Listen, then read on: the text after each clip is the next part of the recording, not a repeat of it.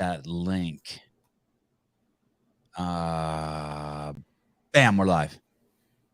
I want to paste a link to our show in the Dubai YouTube station. I wonder, it would be on YouTube somewhere. What's up, Brian? What's up? What did you think? For the most part, I thought that was a well-programmed event. It seemed like there were different components of it that gave different athletes different challenges, and we had talked about the fact that it could come down to just one of the movements in particular, but it seemed like different people had the opportunity to shine on different components of it, which is kind of nice in a chipper. Any surprises in the victories?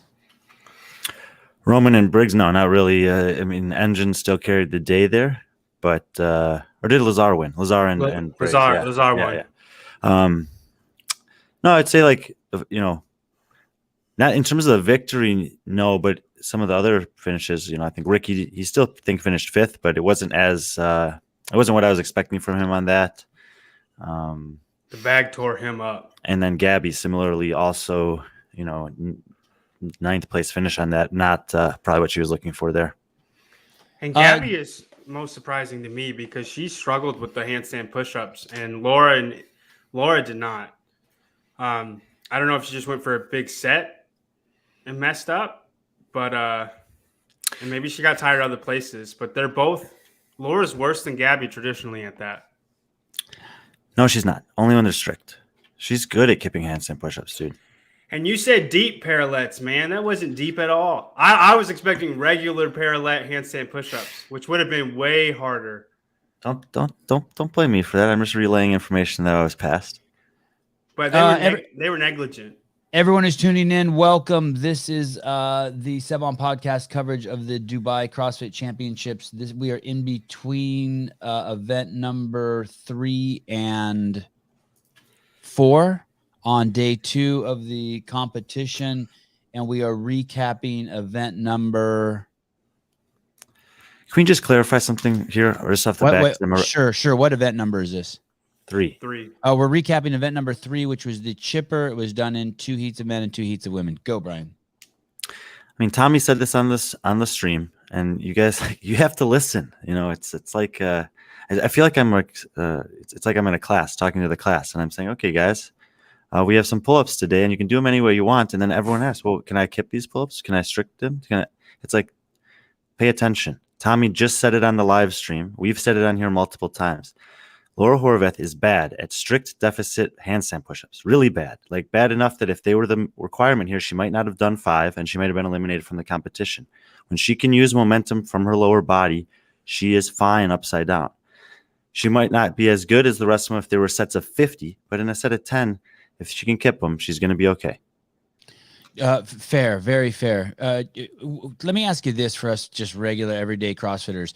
I'm fucked around with kipping handstand push-ups once, and I'll never do them again. It fucked my back up, fucked my neck up. I wasn't even landing on my head hard at all. I'm great at strict handstand push-ups.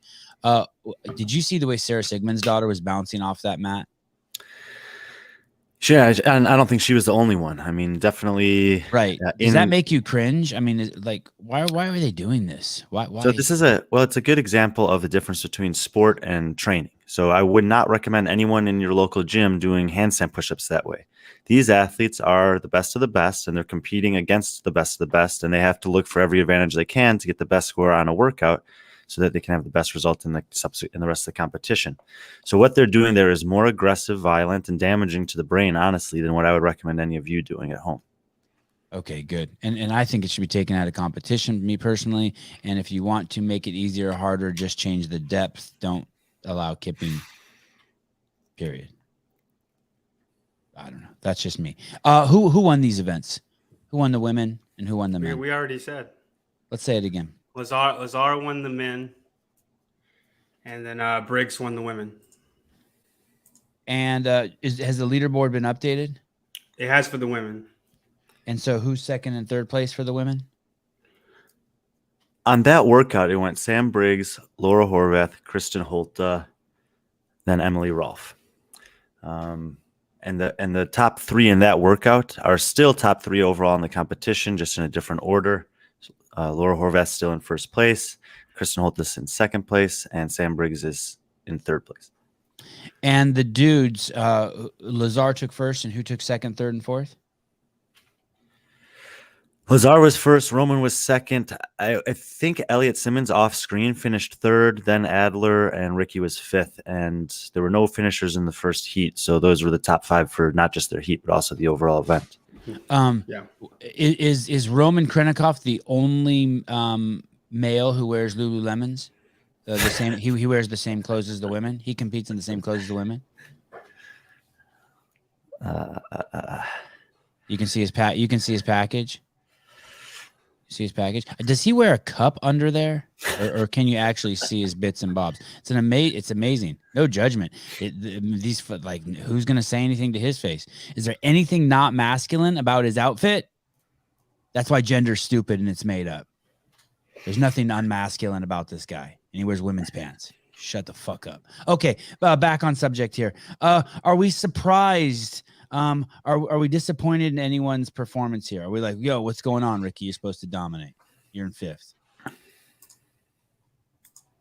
And was the weight on the men's bag too heavy? I didn't see any of them touch and go like the women, and I really, really liked watching Manganese do that. What's her name? Manganese? That was cool watching her touch and go that bag, even though maybe it wasn't a winning strategy. I mean, Laura did it too. Yeah. You mean when the camera cut away from her? Yeah. Brian, any thoughts on the men's way to the bag? John? I didn't have really any surprises. I thought the bag would have been hard for Ricky. He still got fifth, so I mean it's not a bad finish for him. The bag is always lighter for the women if it's 100 and 150. I mean, even if you go by the standard rules, which they don't do in the games anymore, of the 70% rule, it's still lower than that, 66%. And typically in the games or bigger competitions, the women usually do 80% of the weight. So the women are just going to move the bag faster. I do think they should have the time cap the same, though, for the men, because they obviously weren't faster. Yeah. Go ahead, Brian. Well, I agree. I mean, I think that in this, sometimes time caps are imposed because of scheduling constraints. For Wadapalooza is a good example of this. They have 3,000 athletes competing. They only have so many stages. They only have so much time in a day that they can run events. So they have to have, like they say, we only have 10 minutes per heat for this event, and we have to make an event that fits inside that time cap. This also happens at the games, and Dave Castro has talked about this in his book and in some podcasts that he's done. But here at Dubai, there's only 4 heats maximum for every event. There's only 38 total athletes competing. There is absolutely no time constraint. And in my opinion, there's no reason that they shouldn't be having time caps where a majority, if not all, of the athletes can finish, especially on a day like this, where the compounding impact of these events is real and relevant because there's not a ton of time between events. It seems like it's about an hour from when you take the floor to when you take the floor again. And we know what the last event is today. And we know that the impact of doing this event is it's going to be an impact on the final event. And so you have some people that had to do a sprint 50-calorie row basically to finish that workout, and others that didn't even get to that. And you could say, well, they were doing so bad, they were so tired that they didn't get to do it. But they didn't have to do it, and not having to do it could be an advantage later tonight. Yeah. What is the next event? The next event's a little bit complicated in its layout on the screen, but it's not really that complicated. It's a knockout style event, and so there are going to be 5 total rounds of this workout per division, 5 for the men, 5 for the women. The first 3 rounds will be run in 2 heats. And the bottom 4 times, the slowest 4 times, will be eliminated at the end of each round. Each round consists of the exact same thing, which is going to be 20 calories on a bike erg, a 15-meter, which is about 50 feet, unbroken handstand walk, and then 1 set of 10 overhead squats, which is 85 kilos for the men and 60 kilos for the women. Okay, and we really like this one. So think about the right? last event of Rogue. It's very similar to that. The way it lays out. Eliminating people as they go along. Notably, it's very different than Rogue because everyone has to do round 1. you're still bitter about that. Well, I mean, but Rogue is like Dubai. There's no reason that they needed to do that. They're free to make their schedule and their events however they want, and they fucked that up. But it's basically bracket elimination: 2016, 12, 8, Yeah. 4. Yes. Okay, cool. And what I do like is that it's the last event, because if this event had been second and some people have to do 50 overhead squats at 185 and others only have to do 10, that would be obviously punishing for a subsequent event. But because we know that some athletes are going to have to do more work here, and then they still have 20 hours, 18 hours to recover from that, it's a good placing for this, I think. Do you think it's unfair that it's in the middle of the competition, though? As opposed to the end? Yeah, because they're still doing more work. I get they have a long recovery time. It's still a lot more work. Yeah, I think it's okay because, I mean, this happens in competitions. Like we've seen squat clean ladders, squat snatch ladders, clean and jerk ladders in the middle of competition at the games before. And I don't have so much of a problem with it, particularly if it's the end of the day like this. Mm-hmm. It's 8:20 a.m. Pacific Standard Time, and it's a notable event has occurred. Heidi makes her first contribution that is not, I'm talking about Brian's something or another, his looks or his voice or something. And she says, did you guys see in Heat 1, it looked like one of the bags broke open and corn spilled over. Did a bag break open? Is that? Yeah, they were pretty fast to replace it too. They had a guy on standby just run another bag out there. I wish I would have seen that. What a great observation. Did the commentators talk about that? No, you were probably scratching your balls, so you missed it. I actually fell asleep in Heat 1. I'm not going to lie. Heat 1 of the women towards the end, I fell asleep. Somewhere I fell asleep. There was another interesting comment in here. Oh, no, I wanted to talk about the vests being loose. I didn't really notice it with the women, but with the men, I saw them. The Heat 1 of the women event 4 is going to start very shortly. They're on the floor. Alrighty. Did those vests need to be tighter? Is that a costume error, or that's just the way? No, this is one of those things. Like when they brief the event, the athletes will ask questions, and the athletes asked if you have to fasten your vest, and they said that you can't have it open on the sides. So outside of that, you could choose to tighten it as much as or as little as you wanted to. And so I would think that would just be an athlete preference. Would you rather have it a little less tight around the midline so you can breathe more, but then it's going to bounce up and down on your shoulders more? Or would you rather have it tight and snug and secure? This wow, is a athlete turnaround. Event 4 has already started, has a 3-minute time cap, and our show is not done yet. Let me say one more thing to you guys. It looks like the prince who owns this event, who sponsors this event. I wish I could say his name correctly. It looks like he's out on the floor at times, and he's a very handsome man in a black shirt. So if you want to see the guy, the man, he's Eric Rosa and Dave Castro wrapped into one. He is out there on the floor somewhere. That is him, right? That's the Crown Prince. Can anyone confirm that? Oh shit! Now we're screwed. We're stealing their YouTube link or their YouTube video. We're definitely toast. What happens when we steal their shit? We just can't monetize. I have no idea. But look at this. Look at how fast some of these women are going on their hands. This is a little behind. Oh, I see what you're saying. I'm going to pause the live feed and just watch over here. Are we doing this? We're just going to do this? We're going to live stream through the event. I mean, it happened so fast. It's not our fault, people. It's not our fault. Why'd you pause it, Sevan? That's not me. Will's killing it. Will's doing everything. I think that's just a bandwidth issue that we're dealing with.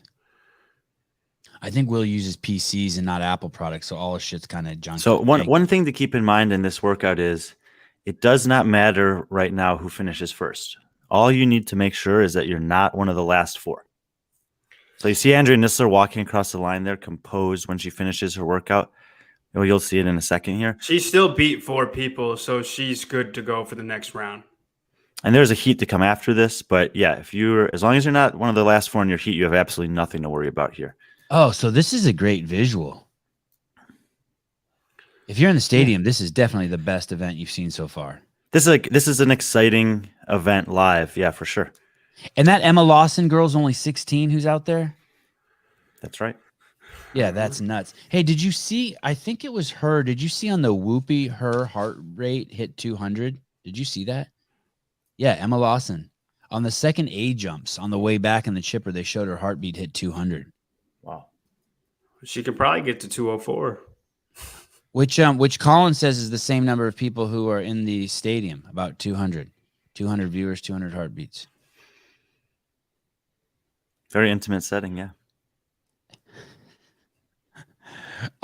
Did Sarah come out too strong while we wait for them to set up the next heat on the chipper? Is that why she lost it, or did she need to do that? I mean, the nice thing about that first heat of women right there is that you could see that even in a relatively short event, Sarah was ahead of Emma after the bike. Emma handstand walked faster than her. Sarah passed her on the overhead squats. So even in this short style workout, you can see, I don't know if that looks like 15 meters. That'll be close. Anyway, you can see that there's an opportunity for some play back and forth within the movements. God, Sarah Sigmundsdottir looks like she fell out of like the Viking show, doesn't she? Like she belongs on Game of Thrones with that hair and those piercing eyes. Yeah, she's awesome.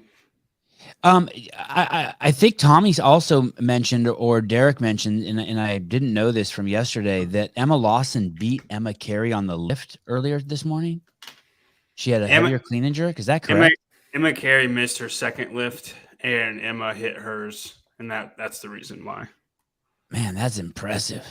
She's still really strong. But to put it in perspective, so Emma Lawson opened at 90 kilos and then hit 102.5. So she probably had pretty close to perfect execution on that compared to what she was looking for.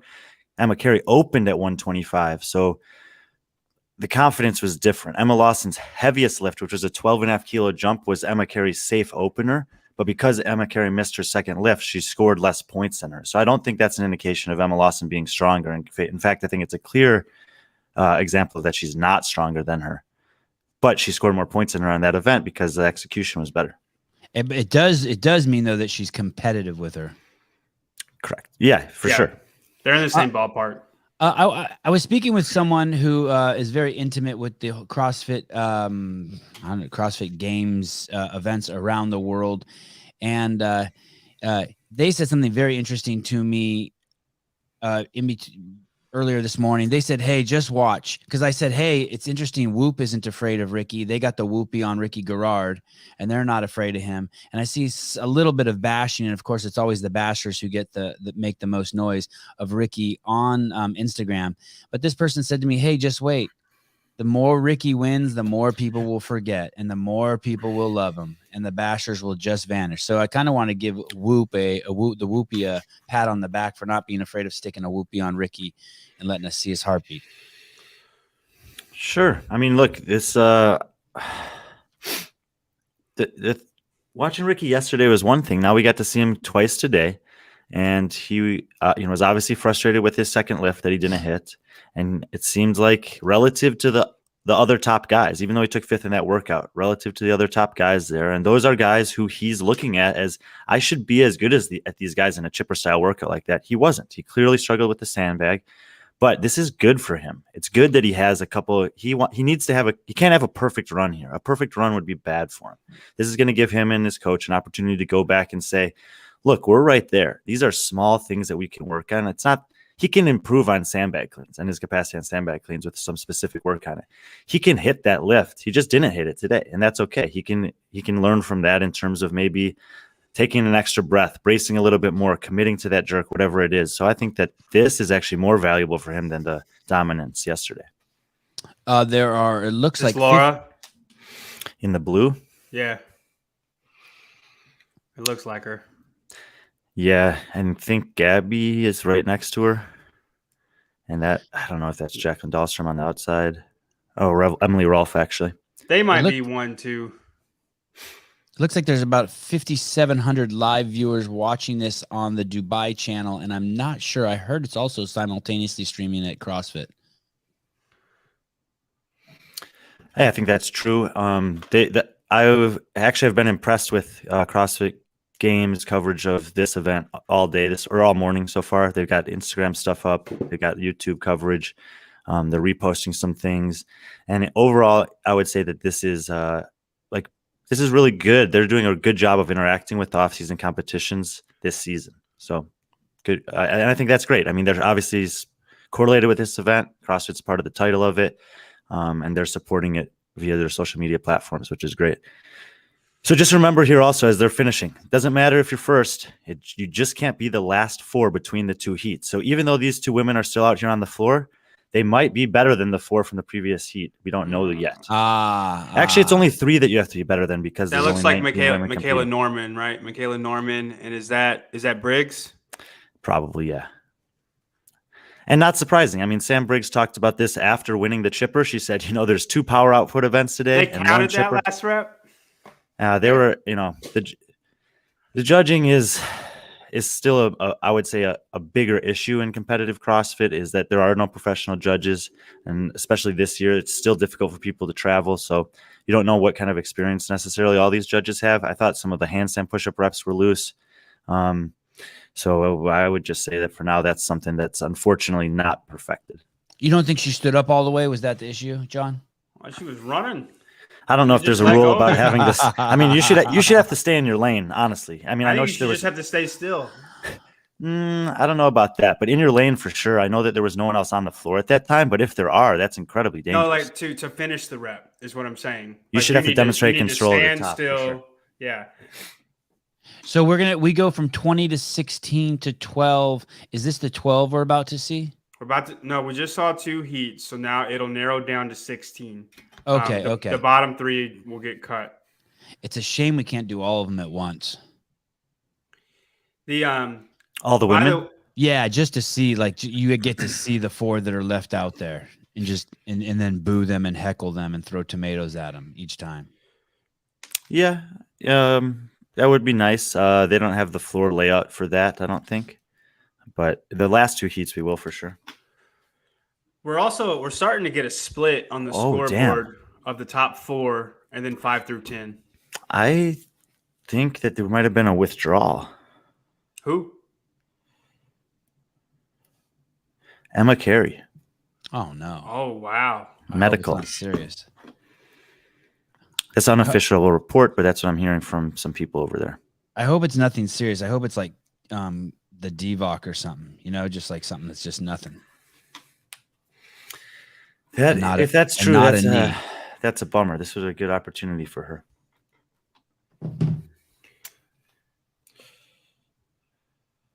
You just got a text. Is that how you know, Brian? Yeah.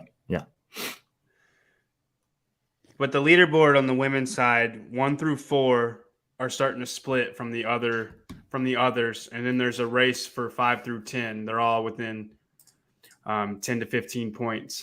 Well, let's see, because I think that, I think Sam Briggs was probably eliminated right there from this. Yeah, but the way the scoreboard works. I know, but if Laura, Kristen, and Gabby all make the final round, they're going to gain they'll split 30 to 50 points on her. Yeah. Colin, can you paste a link in the comments here? I'd like to see that list in real time. I think that's more important than the shenanigans that we call CrossFit. And then Magnus Holmgren makes a very astute observation. Sarah can use Sevan as a spinner. Yeah. Yes, correct.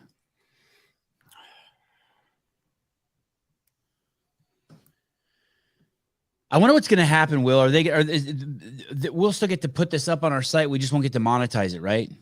We won't make 38 cents on this video. So, but people will still get to see it with our commentary. And if that's the case, maybe we should ask. Can we ask O'Keefe if we can do this for Wadapalooza? Do you think they'd let us just run the stream? Another thing we can do, because we can have so many people on simultaneously, is if we just had 4 people in the stands with iPhones filming down at the stage, we could just choose between our own cameras. Basically do a $1,000 production that's better than $1 million production. $1 million production. Is anyone listening with audio? I am not. I mean, have they announced the bottom 4, bottom 3, or whatever it is? No, but it looked like Briggs was adjusting her bike, so I don't think she was eliminated. Well, yeah, because if Emma Carey has withdrawn, and we already know that Karen Frey's not here, then there were actually only 2 eliminated. And she beat Michaela Norman in her own heat. So she would have just had to beat one person from the previous heat. And we saw a couple of those women drop the bar and not be able to do the 10 overhead squats unbroken. So if she got through it, I mean, that's big for her in terms of points. You know, 4 or 8 extra points, the way the scoring system's structured is going to be significant for her overall placing. But based on what we saw in Heat 1, I would expect this to be her last. This is it. Yeah. We don't have to show the stream, meaning we just watch it on the side. It's too late, but thank you. I mean, look at this. Brian doesn't even show his face, and they think he's handsome. Like 30% of 40% of his face is covered between the mic, the headphones, and the hat, and someone thinks he's handsome. Some dude named Anna. It's all the eyes, Sevan. It's all the eyes. Oh, right. My bad. I tried. I don't look directly into your eyes. It makes me uncomfortable. Oh, that's interesting. Colin. Look at Colin. And you know what, Colin? Maybe that's why Will has the audio off. He might know that also. I'm looking at Will right now. Let me see if he nods his head. Is that correct, Will? No, he shrugged. He says, you're smarter than him, Colin. He has no fucking idea. Oh, man. I'm trying to see who's in this heat. So I know Briggs is. Magnon is. Evie Hollis is there. Emma Lawson. Yeah. What was that, Brian? Well, I was about to see, and then they changed the camera. Turi's there. Martine Solheim. Evie Hollis is in the blue for sure. There's a couple women wearing similar outfits. Yeah, so Dahlstrom's on the right and Magnon Angonis on the left. They're both wearing like pink leggings. By the way, someone was asking me somewhere. There are different rules about what the athletes are allowed to wear and specifically have to wear on the floor. So you won't see any of the men or women taking their shirts off throughout the competition here. Oh, interesting. Is that so that they won't take their shirts off? Just a cultural thing. I hear you, but is that so they won't take their shirts off? Yeah. Like they're not allowed to. Okay. Interesting. And I think I actually saw at the end of, everyone saw at the end of the event number 2, people laying on the floor there. And I think it was Rebecca Vidison, like kind of pulling on her shirt like that, like trying to get some air in there. But they can't take them off. I would have liked to have seen the guy who won Heat 1. Was it Mahmoud or something? Alomda No. Did not win. Sam Stewart was in the lead, and then Alamda was second. Yeah, that Alamda dude needs to take. So his shirt off. Think that's Chris. Those guys are jacked. Mohamed Chalana and Mohamed Alamda for sure. I think that's Christina Egerbeck in the bottom right and Sam Briggs. And basically, I'm assuming they reseeded for this heat based on their times from the first one. So did them dirty. Yeah, so probably Egerbeck and Briggs will be eliminated in this round, but we're looking at 220 plus time here. You can't reseed them. That would take away rest that they need, right? I know, yeah. No, you definitely can reseed them. But if you have to for this. I know that it takes away the time, but like let's just say, for example, that all of the athletes that were eliminated were in the second heat. I think they'd still run it as 8 and 8. So they'd reposition them. And I think it makes sense. I think it's fine. Even though you get less rest? Yeah. All right. I'm surprised, Brian. You're usually such like a fair guy. Yeah, well, in this case, I would say what's fair is that if you're in the top half of the athletes who advanced, that you get to go against other athletes that had the top times in the second heat. Like that's the advantage. Right, and you get more rest. And I think the rest is more of an advantage than that. Looks like the women can't wear shorts either, is what Heidi says. Yeah, like a typical booty shorts. Yeah, probably not. Colin. Oh yeah, here we go. Oh shit! Bananas are about to go extinct. There's a disease on bananas that we don't have the cure for. That's cool. They're bad for you anyway. Let's see.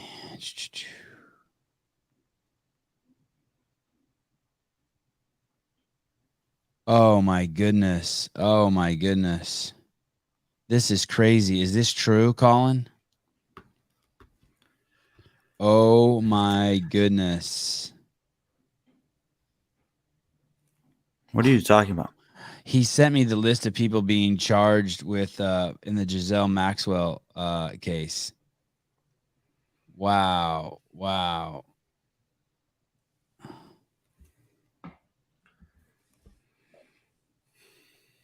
Man, oh man. One thing I always like about these knockout style events, and it like gives me some nostalgia going back to the games from 6-7 years ago, is that the athletes, after they go, they're just sitting on the floor, or after they're eliminated, they're sitting on the floor watching their competitors. Watching everybody. Yeah. So yeah, we got all the top competitors here and a couple empty lanes. Rebecca Vittison's there on the far side in the purple pants. Sarah That girl Simmons is humming. Yeah, she's actually surprised me so far this competition. She's looked really good. She has a lot of experience competing on a team. We don't see her that often in individual competition, but I'm hopeful that she can kind of stay strong in some of these CrossFit style events and maybe be in the final heat throughout the weekend. That would be kind of a nice surprise. But even as fast as she's going, she's not keeping up with Sarah on this bike. Oh shit, we're live. I'm surprised Sarah's beating Laura. Laura will get her on the handstand walk though. Yeah, she will. But Laura runs on her hands. I know I can't post the list. I need it somewhere else where I can copy and paste it. But I will post the shit out of it. I would love to post it on here and Laura, Gabby, Sarah, Emma Lawson, first four to the barbell, Vittison, Holta, and Andrea Nissler last in this heat right now. But again, everyone from this heat can advance. All they have to do is the first heat. Yeah. There's anyone who finishes, I think, under 2 minutes will advance. Look at Kristen Holt's cycle rate on these overhead squats. Man, it looks like everybody's struggling with these overhead squats, doesn't it? Some people did in the first round, and this is not 185. I'm just saying the top people aren't going to struggle at all. You're choosing an argument that I'm not making. I never said that the top people would struggle with this barbell. I said some people will struggle with this barbell. And let's see how it goes in the 4th and 5th rounds. The good news is that everyone beat the minimum work requirement, which I think was beating the handstand walk in the first round. So no eliminations from the competition. Well, we have to let the guys go. I think girls traditionally For the women. A little bit better at handstand walking.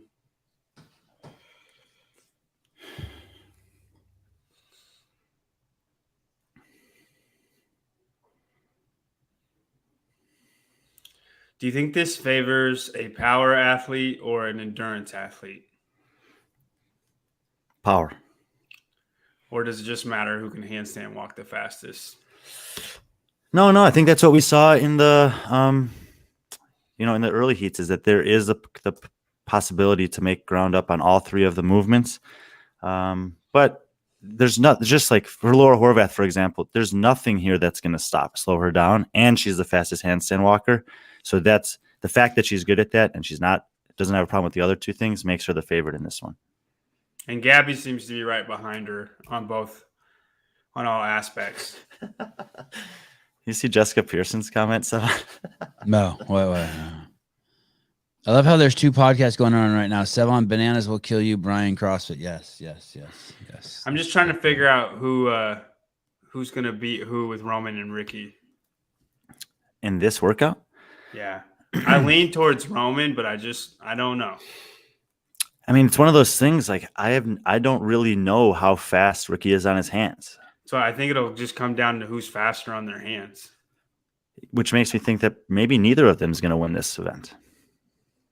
I'm just thinking out of the two of them. Okay. Maybe a back injury for Emma Carey. Not really kind of sad to hear that. Is it serious? Do you know if it's serious or not? No. I bet it's pretty serious if she went all the way there and she's pulling out for it. Hey, Colin, I'm looking at the Ghislaine Maxwell's trial defense is quickly unraveling on Newsweek. It was posted 2 hours ago, and I don't see the list. Just post the list in the comments. Let me just start going crazy.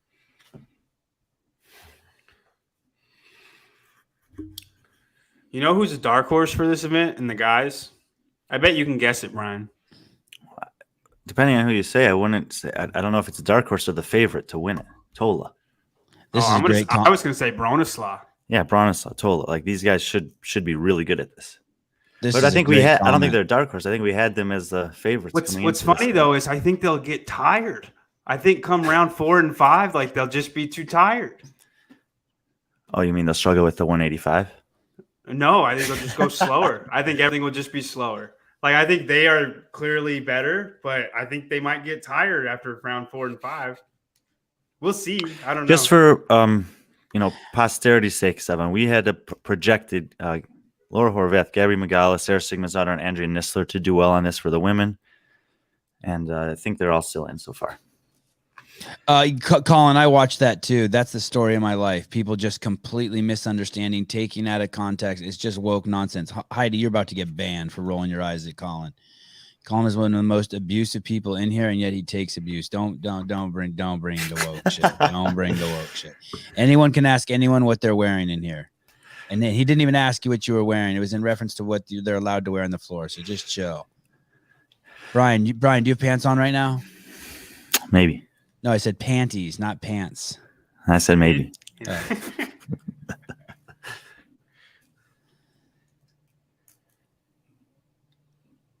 So apparently, you're seeing these comments, yeah. Oh no! Thanks for the good news, Adam. Okay, so this is going to be the last. Okay, heat. my bad, Heidi. My bad. Proceed. My bad. It was now, this is interesting. Me being sensitive. This is interesting because this is the last. This is the last round where there should be multiple heats, and they have 6 women on the floor, but they're not using the 6 middle lanes, which I'm not sure why. Maybe.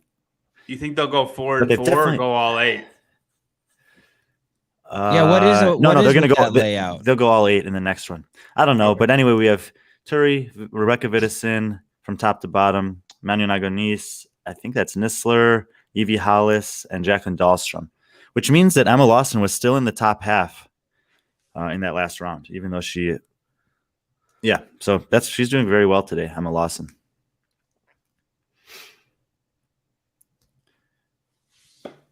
Nisler was one of the fastest in the first round, and she was obviously in the slowest half of this round. So this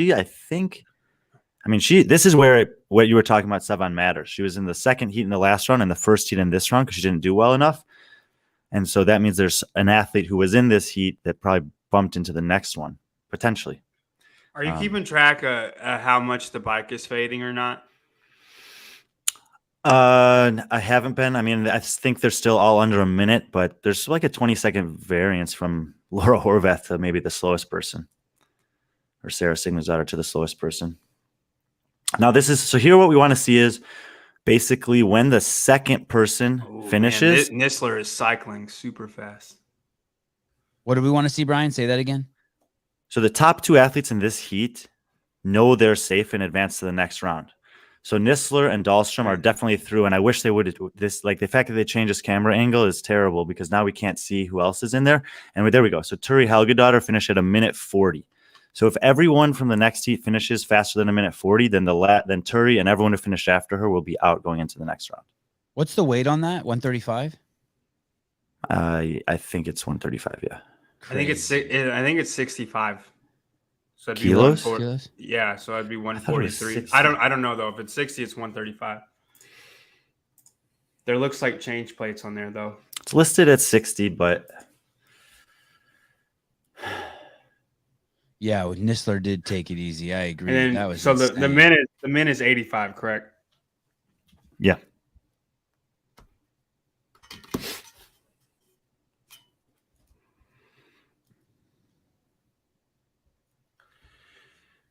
All right, so now it should be all 8, the top 8 in one heat. 6. They're down to the round of 12. I'm saying after this round. Oh, yeah, right. Correct. So this is after you don't find that unfair to this heat, Brian? What's unfair about? Oh, the fact that then they might have a longer rest time between those two. We'll see. I mean, either way, like this is, this, John, this is the type of workout that athletes train all the time. Work for 3 minutes, rest for 1, go again. Work for 3 minutes, rest for 1, go again. It doesn't mean it's easy, but. Yeah, but some people are working for 3 and resting for 3. You see what I'm saying? Of course.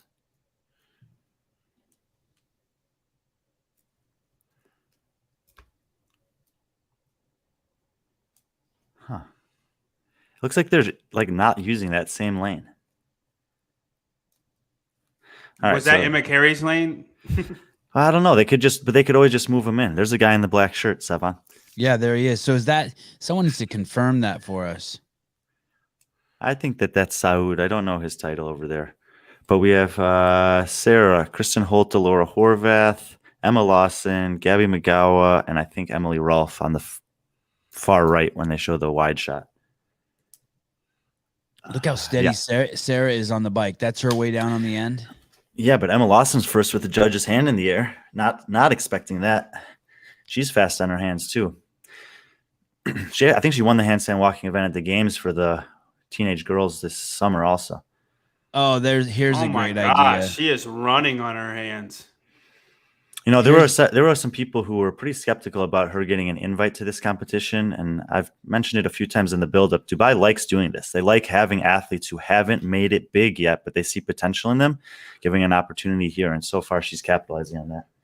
When you see Thomas spelled like that, is that Tomas? Oh, probably. What do you think about this? This is great. They should do all the male eliminating heats before the final. That would give the women more rest. I disagree with that because the event is who can recover. And if everybody gets a 30-minute rest, then... So they're all in there, which means that those 6 plus the first 2 finishers from the last heat, which was Andrea Nisler and... Do you remember, John? Dahlstrom. And Jacqueline Dahlstrom should all be in one heat going into the next round. And they were all under 140, correct? Yeah. And let's see if maybe Dahlstrom and Nisler benefit from that. It's actually like, yeah, or if how well they do relative to those 6 women, I guess.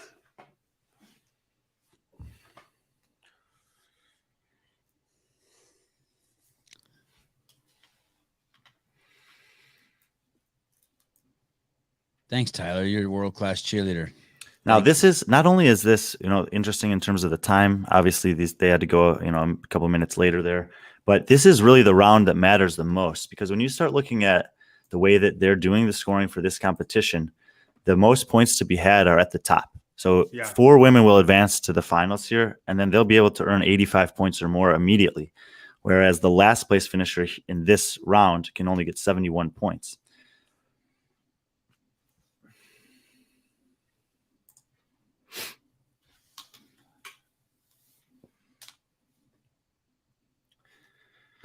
I wonder how many breaths a minute they're taking. There was a lady sitting in front of me at my kids' tennis class the other day, and I counted. She was enormous, and I was counting her breaths per minute, and she was taking 30 breaths a minute, sitting still. And every time she breathed, I just saw Kristen Holte do it. To take a deep breath, she lifted up her shoulders. Did you see that? And to generate forward locomotion, she was like moving her shoulders right and left after the workout. And there's some people who just sit and do that. Sevan, I have 2 bananas in my house here. Should I freeze those? Are they going to be valuable? Yes, they're going to be extremely valuable. Extremely valuable. Bananas are going extinct.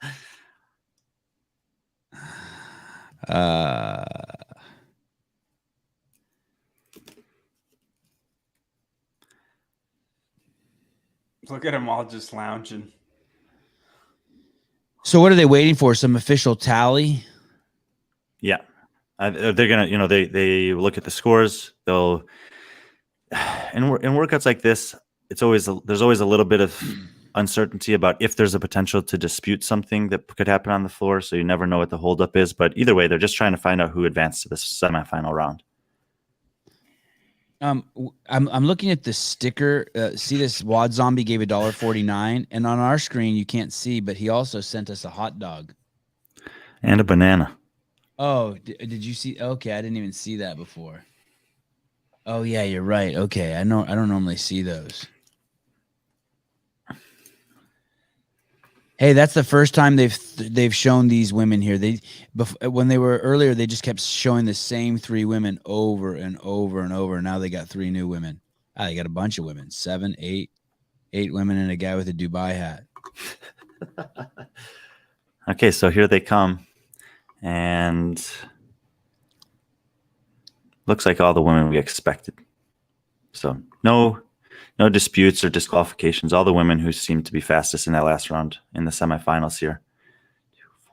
It's gonna be fun to see the stats on this, to see like, hey, did someone have the fastest time in every round, the winner? I think that the fastest time has been different every round. I haven't been tracking it, but because it's completely irrelevant to the overall results. But I think that that's been the case.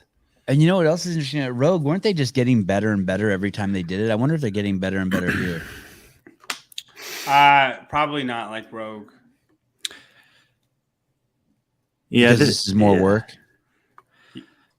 Just different. I mean, it's just multiple sprints and it's a longer sprint. Yeah. I mean, I know the overhead squats are difficult and they're heavy, but also they got to be finding sort of their groove too. They got that groove greased. I mean, it's 20 to 40 seconds longer than it was at Rogue for the women, it seems like. And that's a huge percentage when you're only talking about 90 seconds. Are all these women doing the overhead squat unbroken? These ones, yes. Sarah's pumping now. Emma Carey put a post up on her Instagram announcing the situation, so we can pull that up in a little while and talk about it if you want. Alrighty. Will, are you on that? Oh yeah, Will's nodding his head. Thanks, Will.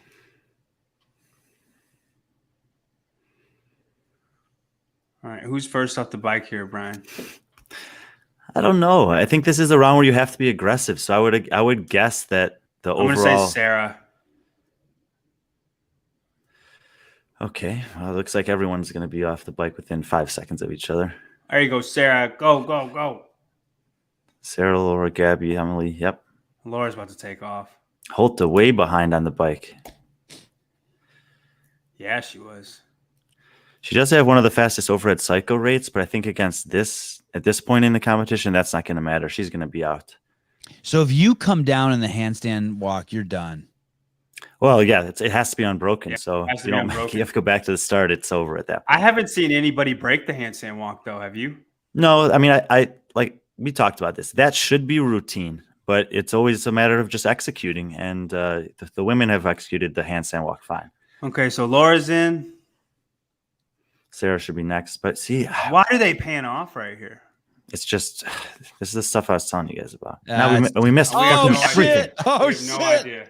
Oh shit! Oh shit! Oh man, that makes me so mad. This is the same thing that happens at the games, though. You can't just blame these guys. But guys, this is a sport. We're only watching this for the competition's sake, and we watched people work out, and then didn't get to see the competition part. That wasn't even a sporting event. Oh man, that's bad. Oh man, that's bad. They have a replay. Hey, I'm watching. So Travis Bellinghouse just oh, that's on ours. Yeah, okay, that's on ours. Yeah, stop showing the effing bending over. No one cares. Yeah, bending over is a different website that we want to see people bend over on. Not this one. Man, that was bad. Whew. Just show us. We watched that entire. We've been watching for 35 minutes now to see the money shot, and they cut away. It was the two most important seconds of the event. Yeah, and this is just an example of fuck. Same thing happens. Same things happens at the CrossFit Games, though, man. Same fucking thing. It's bizarre. It is a really, really bizarre. If anybody's listening with audio and they say the top four, can you let us know? I just want to know how many of them are on their menses. Yes, Colin, that is all I care about. I don't even care who wins. I just want to know who's on their menses. Man, I wish I could zoom in on Brian's face right now. Hey, that by not doing that, the thing is, it's a tough business to be in, because if they would have shot it right, we wouldn't have been like, great job, not fucking it up. So, I mean, we only care when you fuck it up, and I know that sucks, but at least you're making money. Don't fuck it up. Yeah, exactly. It's exactly like when they didn't show Mayer and Panchik neck and neck. That girl's too young to have a tattoo. Hope those are fake. All the tattoos. You know what I see? You want to tell you about how I pass judgment on people? When I see manganese with all those tattoos,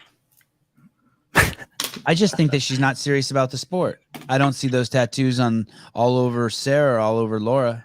Travis Mayer has tattoos. What about Sam Briggs? I understand. I'm yeah, you know, there's people who do. I just don't think You take the time to Matt Fraser. So it looks like the top 4 to advance here are Horvath, Magal, and Nisler Serra, which were the exact 4 that were projected to do well on this event. It's part mental illness and part not taking the sport seriously. But you have to have a significant amount of mental illness to win the games. So, do you think Matt Fraser didn't take it seriously? No, but he has a significant amount of mental illness. Okay. And he added tattoos as he won. You know what I mean? He didn't have that he didn't copy Conor McGregor's chess piece until he'd already won a couple of games. So I am really interested to see how Andrea Nisler does here, because I feel like her approach overall to this event has been better than everyone else in terms of really understanding I don't have to ever win. I just have to do enough to advance. And it looks like she's not pushing it too. It looks like she's not going full throttle. So the question is here, does she have that push in the finals now? If I was there, I'd punch her thighs for her. See how she's punching her thighs? I'd do that for her. Just walk right over to her and just sock her up. I want her to win. It's the first time I've not wanted Laura or Sarah to win. I'd like to see Nisler win. It'd be cool. Great podcast guest, by the way. Little weird, little bumpy. Great guest. I think it'll go Laura, Gabby, Andrea, and then Sarah. Guys, right after this event is over, Sarah is going to be coming on the show, and we will be interviewing her, so stay tuned. It looks like Andrea's pushing. Brian knows that's not true. Brian's like, he's lying. He's lying. That was my best impersonation of our president, Joe Biden. See, look at that. Look at that camera. Did you see that shot? They panned away from her up to his hand. Like, well, it's okay. Look, it's okay to show close-ups sometimes, but there's specific times where we don't need to see that. Here we go.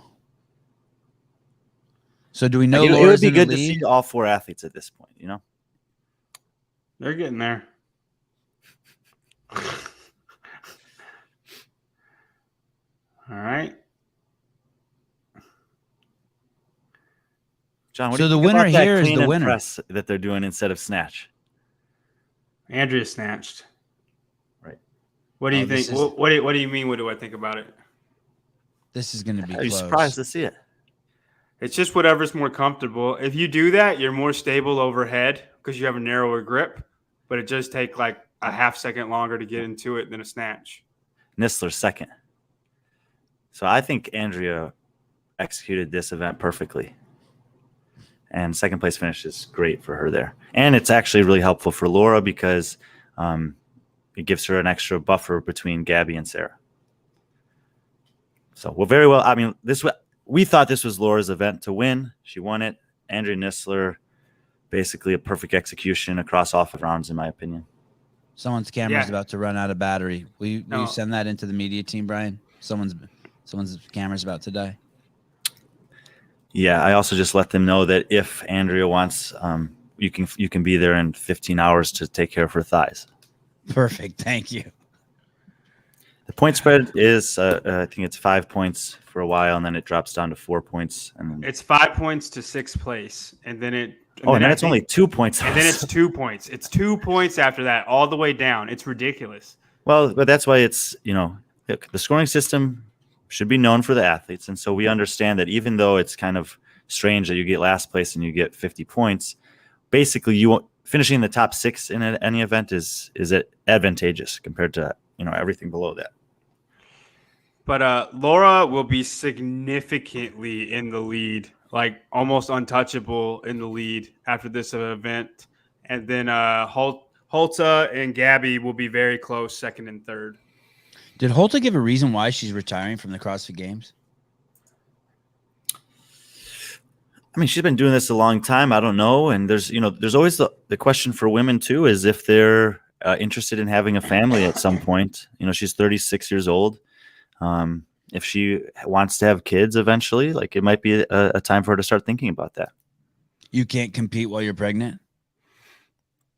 I mean, you can come back from pregnancy and compete. We've obviously seen that, but maybe that's not in everyone's interest. But you can't be like 5 months pregnant and be out on the floor? I don't know if Yeah. we've seen it yet. If you're good enough, you can. You know what is interesting? There have been women, in all seriousness, who didn't know they were pregnant, who competed in the CrossFit Games pregnant. I think that this guy who used to document stuff for CrossFit has some footage of athletes talking about that somewhere on YouTube. Yeah, it's great. It's pretty amazing, and all the kids came out okay. These points that they're showing, by the way, were prior to this event, so they're not updated based on that event. Will or John, did you see Will's private chat to you? I didn't. Okay, you can see it if you want. You can go up there and look at it. They have no idea of what. I don't know. It's in reference to a comment you said, but basically, I think it's in reference to something that Tommy and Derek were commentating on. That basically, they're not in the stadium, right? Correct. Oh, he's probably talking about the top 4. We had no idea who the top 4 was in the last heat. Sevan, there's Emma Carey's announcement. If you want to read that, I'll be back in a minute. Emma Carey's post, beautiful picture of her. Emma Carey, that's it for my 2021 Dubai CrossFit championships. It was the absolute hardest decision I've ever had to make. But after a back injury in event 3, we decided not to take the risk. Continuing, big things coming for me. I will be 100% when it matters most. This is just a small bump on the road to greatness. Thank you, Dubai. I'll be back. And I guess when she means we, she means her coach, and maybe she called her dad, her mom and dad. But that means it's probably not super serious, and like she's not out for a year. But if she kept competing, it would get worse. Yeah, I want to agree with you, but right now in my mind, I don't think she knows. And I think that's just to help mitigate psychological stress. All right, I'm gonna let you talk about that. I'll be right back. I'm not talking about anything. What if we all take a pee break? We I'm gonna talk about the list if you want. What list? Oh yeah, the Giselle. If I had the list, I would post it. I don't know where that list is. It'd be fantastic to see that. Let me see. Refresh the news thing. Yes, thank you, Will. Wow, look at this. Look at this. Our trusty Mars Logan. Mars, you're on the floor at the Dubai CrossFit Challenge. What's it look like there? What are some of the insights you can give us from being on the floor there? Well, I mean, I stole a tomato from a street vendor, and I'm currently on the run from men with scimitars, so I got to make this really fast. You are going to have your hands chopped off when they catch you. I'm pretty sure that's not the only thing they're wanting to chop off right now, Sevan. Do you have a shirt on? There's a strict dress code there. Maybe that's another reason they're chasing you. No, I cut a few holes in a fancy rug, and I'm just using it as a poncho. Gotcha. Well, I hope you find a magic carpet and you're able to jump on it and evade the authorities, because it would suck if you died for stealing a tomato and not being dressed appropriately in Dubai. Well, I mean, all I was doing is I was just looking in the help wanted area, but I mean, I wish there was a better place to look for a job. I'm in Dubai just trying to find a place where I could frickin' propagate tomatoes, and I got a frickin' tomato, and I'm trying to propagate the seeds, and it's just not working for me, Sevan. Is there anything I can do? You can go to barbelljobs.com, Mars, and find a job anywhere on planet Earth. There are jobs all over planet Earth. By the way, what are you? Are you at like an auction? No, I wish I was. That would be fantastic. You're probably hearing the goats mating in the background. That's supposed to stimulate Brian and Heidi. The goats mating in the background. That's nice. There's actually there's a YouTube channel that we use. There's a YouTube channel we use when we get together, just called Goats Mating. It plays for like 45 minutes. That's fantastic. That's fantastic. Okay, Mars. Hey, are you sponsored by a shoe brand real quick? No, but I should be. Okay, well, I was going to plug them, but I won't. Okay, why? Did you get a pair? Well, not anymore, no. Okay, good. I'm sending them back. Bye. Good. All right. Bye, Mars. Thank you for calling. Dude, on cue, this guy calls when you guys leave. Get him on the fucking payroll. Someone, Sousa, get him on the payroll. I had to go. I was getting uncomfortable sitting here in my panties with everyone knowing about it. Yes, I understand. Well, it was nice of you to stand up and give us a shot of your panties as you walked away. Damn, Brian, don't tell everyone. What else is there? Heidi, share the YouTube pages we want to watch. Naples, Sevan, I heard the next podcast is with Laura, the best CrossFit correspondent in the game we have. I agree. Correspondent. Did I call him that? Who's in Emma Carey's corner? In that, who? Yeah, that's a great question, Tyler. Who is who's with Emma? Who's her coach? I'm not sure who traveled with her there, but Matt Torres is her coach. From Brute Strength. Oh, okay. And Travis Bellinghausen says her mom and dad are there. Thankfully, that would be rough. Yeah, that is cool. That makes me happy. I think she got like a really good dad. Like a really good dad. Probably a great mom too. I'm not dissing the mom, but I think she got a really good dad. Like she scored. So he probably goes everywhere with her. I think that's a good dad. That's what I'm going to do. How long before we see the men go? I don't see any of them on the floor yet. Do you? Refreshing the feed. Everyone's bandwidth is doing pretty good that we're able to watch both at the same time, huh? John, do you notice in the last round how much more difficult the overhead squats looked for Sarah? Yes, they did look harder for Sarah. Oh, by the way, How are they for Horvath and Nisler? And did anybody fail? Well, it's just wondering if it's the fatigue of the event or if just maybe for her is the overall accumulation of competition that she hasn't done in a while. I think the handstand walking probably made her shoulders pretty soft. In the chipper, someone's Lulus were see-through, by the way. I don't know who it was. Doesn't really do much for me, but it's interesting that they make pants, fitness pants for women. I don't even know if they were Lulus. Maybe Wit made them because they said Wit on the top. But it's weird that you would make fitness pants for women where they're supposed to bend in all sorts of different directions, but at a certain bend, it compromises the thread count and pulls it tight and that you can see through them. It just seems like that would be like one of the main things you would check, right? Are these pants see-through? And when you put this much pressure on them, maybe they're supposed to be see-through. Maybe I'm making a presupposition. Who knows? Colin says, Sevan, shut up. You're going to get more of those pants recalled. I don't really want to see through someone's pants. They're already so tight you can see everything. I don't need them to be see-through also. Seems like cheating. Let's talk about the bar muscle up standard. Why do we need a push out at the top? Why stop them from just getting to the top in the lock position? That was one of the rules. By the way, Sam Stewart, congratulations. You are killing it. What a showing you're having here. Tell me, why is that? Why do we need that? Yeah, Brian, why do we need that? Why did you say that about Sam Stewart? I just saw his name pop on the screen, but I was pretty happy with him. I thought his heavy lifts were good. I thought he did good in the last workout. I'm just impressed with him. I know he's such an underdog. He's coming from some fucked up island called Ireland where everyone's inbred. There's not a lot of opportunity. Well, the really unfortunate thing for him was he's been pretty good for a couple of years. He had a breakthrough this year, made it to the games. And he basically didn't get to compete there. He has one of the few guys who got an injury early in the weekend, and so not everyone really got to see him at the highest stage.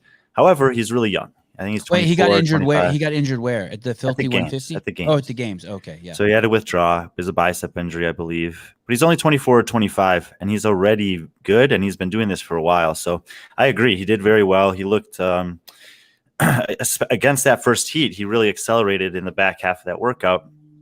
And ended up taking a top 10 finish there. He was also 5th on the lifting, and he's not the biggest guy out there. So good technique with lifting, good capacity on the back end of a chipper are both really good signs for Sam. Yeah, I'm stoked for him. Now back to the bar muscle up thing. Why have that standard in there? There's different things that come to mind for me, but at the end of the day, I don't really care too much about the standard as long as it's known and understood by all the athletes. The thing that bothers me is when the standards are not known or or whatever. But what's their reasoning for doing that? Is it just to tax the triceps more for the handstand push-ups, or throughout the whole event? It could be that. It could be, a lot of times I think they make decisions for the sake of judging. But I don't know. I feel like that's always been the standard on bar muscle-ups. I never have had an issue with it. What is Sevan doing? Sorry, guys. Amazon's dropping off a packet. Oh, you're checking the paperwork. Thank you. Amazon. I think that they were getting at you couldn't. I'm just checking. You couldn't straight arm it the way Briggs does some of her muscle ups. She's one of the few people that do that though.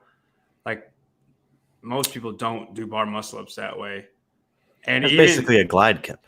Yeah, and I mean, but the feet over the bar I think is a good rule. Looks like heat 1 of the men are taking the floor. Who's in heat 1? Do we know? Is it just the bottom? Well, I can't tell if they've reseeded based on anything that's happened today, or if this is just the bottom 10 after day 1. I think they got Bronislaw and Tola right next to each other on the outside. So this is still the seeding for round 1 is still based on the results from day 1, but by the time we get into round 2, they should be reseeded based on their performance in the previous round. What was the reason you gave for the lockout? Sorry, that was Amazon.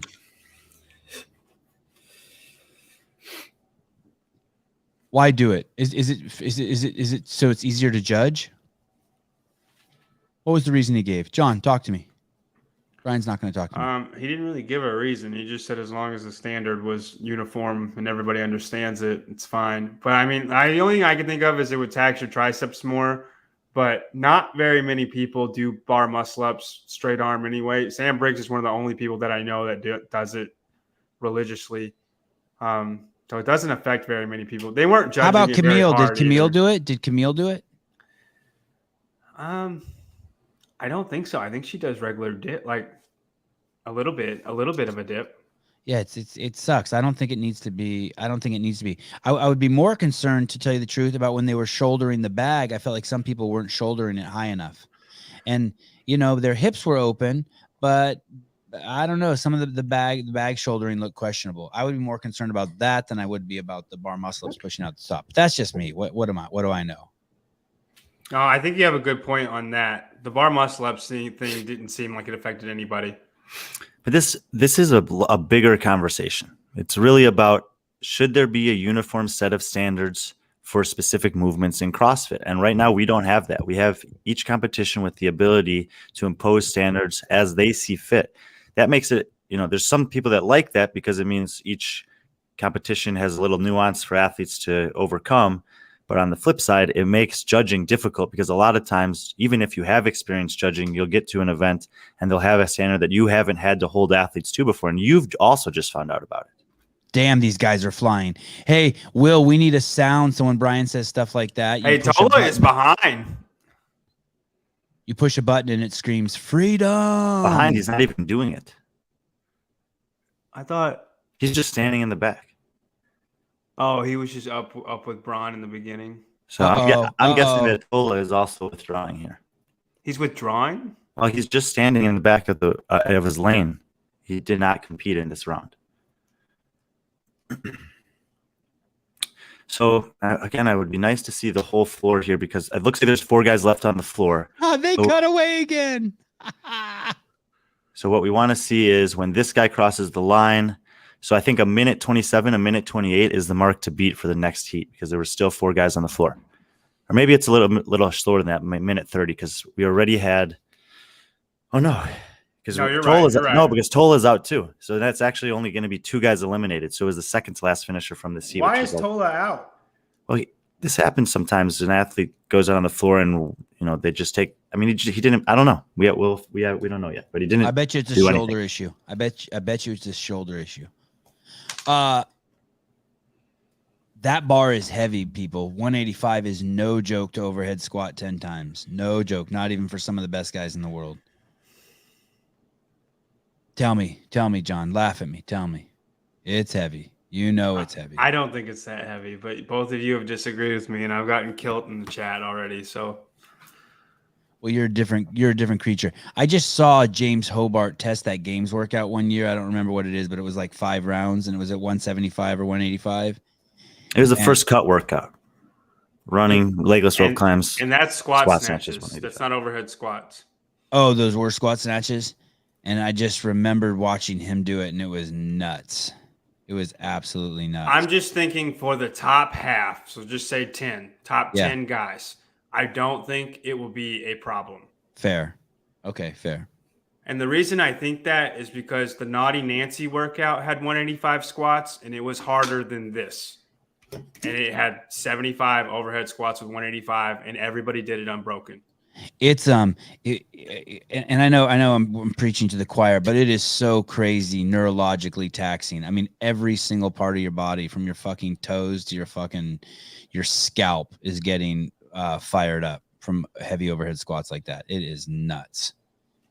Your core, your glutes, your shoulders. Okay.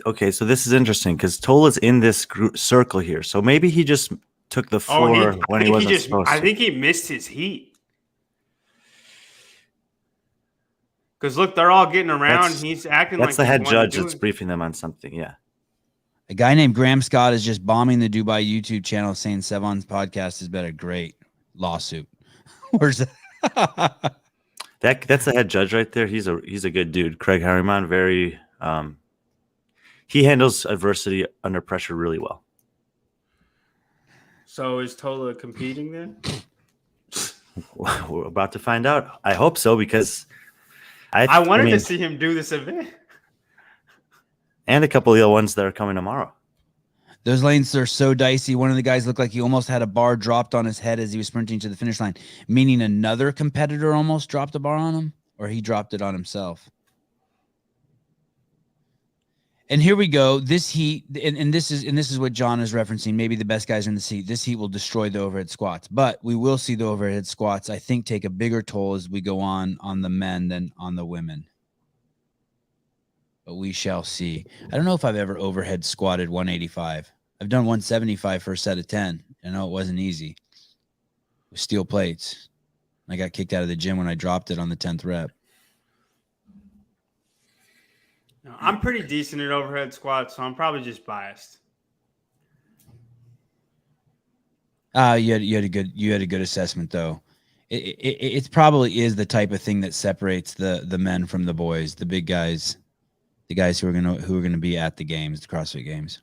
You guys watch Tola walk on his hands, because when he wants to sprint, he is the fastest handstand walker I've ever seen. We've yet to see what's happening here. I swear they're running them in 3 heats. It looks like it. They had to call an audible. And look how they have them, and they have them in weird lanes again too. I'd love to know how they decide that. It must have to do with scoring and tabulation, just to keep it consistent and easy. So who's in this heat? We got Tola on the right. Is that Roman? Roman's in the yeah. Tola, Roman, I can't tell. Jeff Adler, Fiebig, and Hapalainen. Where's Tola? Is he on it? He's not. We Bottom. Can't see him, right? He's on the bottom, closer to us than Roman. There he is. Oh yeah. He's catching him. Nice. He took that bike easy then. Where's Ricky? I think Lazar's in this heat. I don't think Ricky's in this heat. So I think that for whatever reason, they're going to have 3 heats in this first round. We don't know why, but it appears. Oh, did you see Tola there? What was that? He just rushed it. But see, watch him now. Now he'll crank it. Look how narrow his grip is, dude. I thought he would crank it. So 128. 128 is the time, right, Brian? I think it might be 130 because of the fact that there's only 19 competitors. Roman did great. Wow, this is kind of surprising. Yeah, I'm surprised. You think Tola was gaming the bike? He barely made it in. You think he was gaming the bike, Tola? It looked like it, but then it looked like he had to rush to. I don't know. He was He's- either rushing. yeah, Is that a hypothesis? Equipment malfunction? It's solid hypothesis. they've probably. I mean, they probably have said that on the broadcast by now. Okay, his bike was broken. Nice. Thanks for the update. Nice work, Gershwin. I've never known a Gershwin. It was actually pretty impressive he even saved that one because that bar bent like he basically half push pressed it out or strict pressed it out. He's talking to the judge there.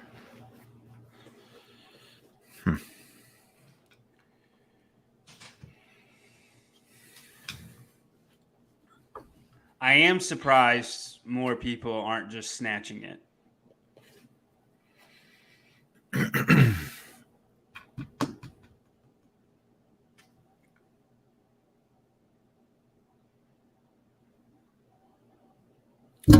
So, I mean, now what you have in play is that, especially the athletes from the first heat that will advance, they're going to get a significant rest here. And it's either going to be an advantage or not. I mean, it is possible that there's an amount of time that goes by that's disadvantageous in a workout like this, too.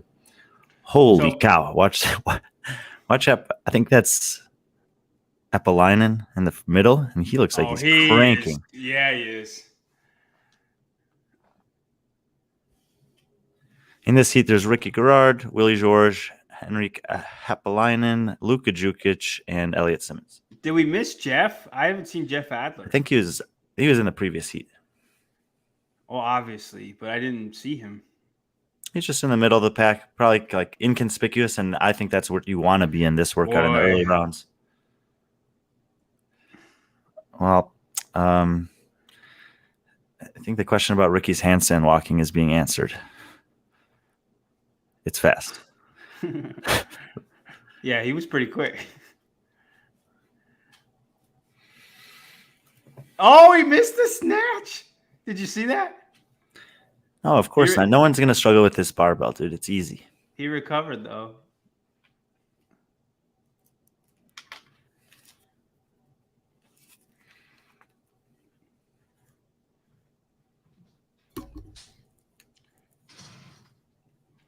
But see, he's cranking now, so he just rushed it.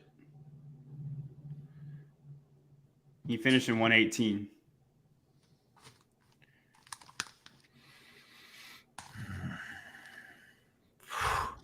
Man, I think it's actually going to be really tight for the last spot to get in. Tola was close. They ran a heat while I dropped a deuce. Yeah, it's crazy. You left. Ricky I didn't even notice you left on his hands. I mean, there was definitely some dead air time, but I thought you were just. So that was Ricky we just saw go for the first time. Mm-hmm. Yeah. And did he make it? Mm-hmm. Yeah, he killed it. I need a shirt. I'm here to watch Ricky. He had so much time. He missed his snatch. He tried to snatch his first overhead squat. He missed it and then just recovered and then snatched it again and then did his 10 overhead squats and was still in the clear easily. Because he smashed the bike and did the handstand walk so well? Really, I think the handstand walk. Just the handstand walk. I know Brian is funny today. Yeah, we have funny Brian. Yeah, it's interesting. I noticed last night we started seeing some signs of funny Brian towards the end of the show.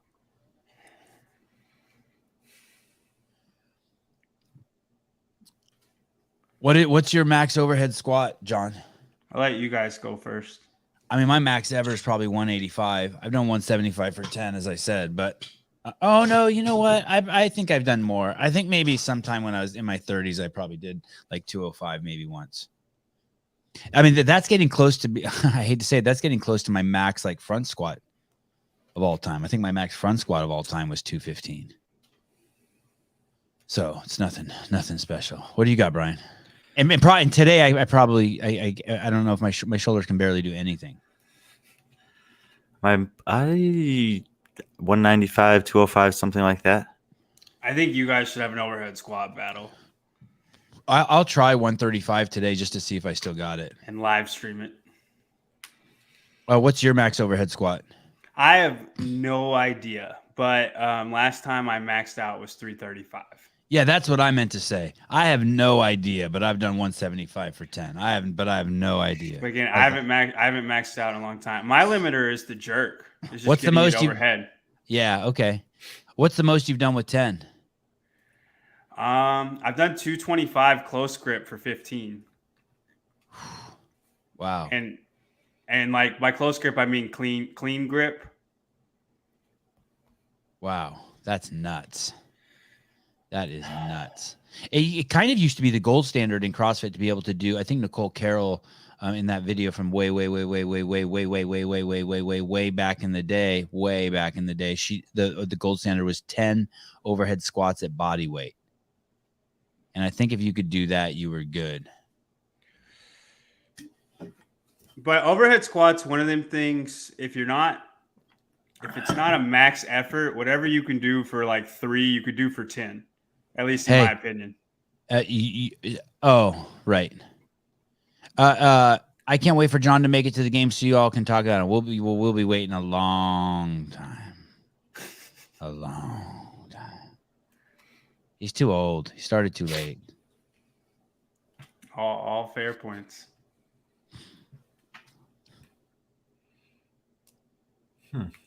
No, Adler and Ricky weren't in the same heat, right? Adler was in the heat before, right? Correct? The guy that was next to Ricky that you thought was Jeff Adler, I think was Willie George. Fair. Why was Roman in the first heat? I can't.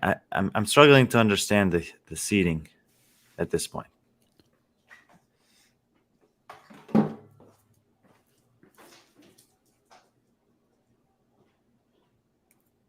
Brian, have you been to Dubai? Yep. And have you been to that stadium? Yep. Was that last year? They didn't have a competition last year. It was 2 years ago. I'm surprised they let that stop them. They got a huge type diabetes problem there. Never mind. Huge diabetes problem. Okay, so there's some pretty big names in this first heat of 2.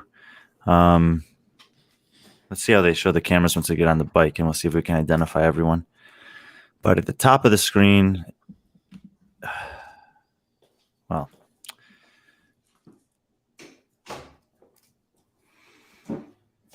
that's Ricky right there, right in between Tola and Adler. yeah, and then this Henrik Hepelainen on the outside. See, they're pushing this bike. So Hepelainen, Adler, Gerard, Tola, Alex Katulis. I think that's Mahmoud El Omda or Mohammed El Omda. Hepelainen's off first. Wow. Hepelainen's been crushing the bike. Who's that in the red? That's Mahmoud? I think that's El Omda. He's fast. Oh, dude, this heat is crazy. Dude, Ricky's a beast. Here we go. Takes his time getting the bar overhead. I mean, I always tell athletes that, like, take your time getting the overhead squat into the right position, because like John said, once you get there, you can rep them out. But if you are slightly off getting it there, then you can start to panic. Wow, this is impressive. This guy in red here. This is a very there's a lot of good athletes in this heat, and he just beat them all. Oh, dude, it is sketchy. They're too close to each other. Unless that's just a weird camera angle. Did you see how he had to run in between those two guys? Wait. Is Ricky last right now? Not last. That angle was tough to tell exactly who was that him finishing though? No. The last guy to finish? I don't think so. Man, it'd be nice to see their faces because they're all wearing the same color shirts.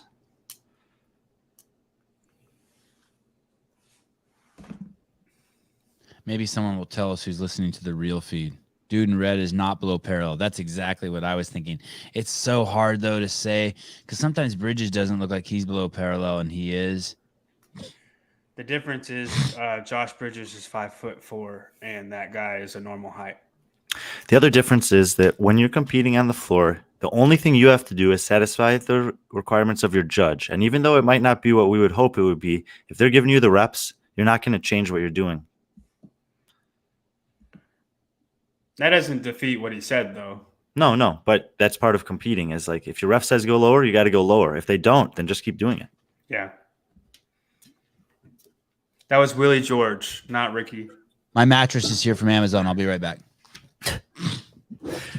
Okay, so second heat here. Moritz Fibik on the far left.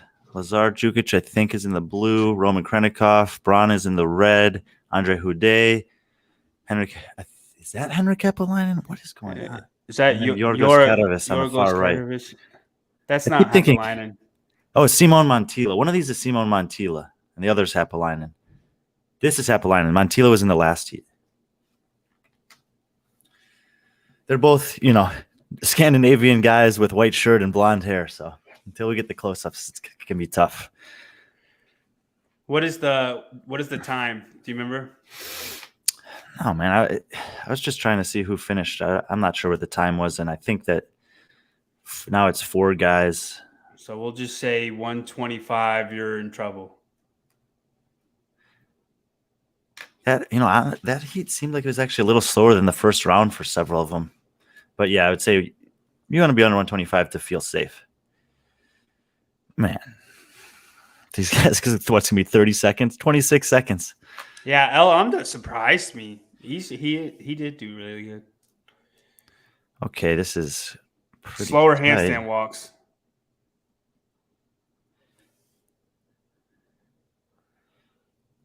Wow. So I think 113 was the top time.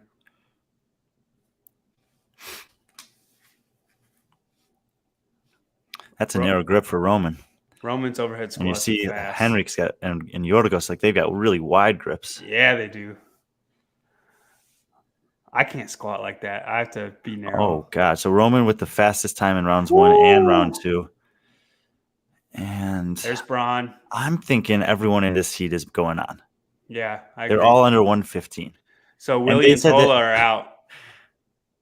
Willie and Tola definitely out, and besides that, we won't know yet. What happened to your pick, Brian? Tola? Who knows, man? I mean, I don't know. He seemed like he was unhappy talking to the head judge after round 1, but either way, from what I'm seeing here is just not honestly, the whole competition is not what I expected from him. He's got basically 3 last places in the first place, and considering what he's supposedly been working on all season, that is basically the exact opposite. All I have heard That's the exact opposite of what I was expecting. That's already what he was doing. Yeah. First place in the lifting event and last place in everything else.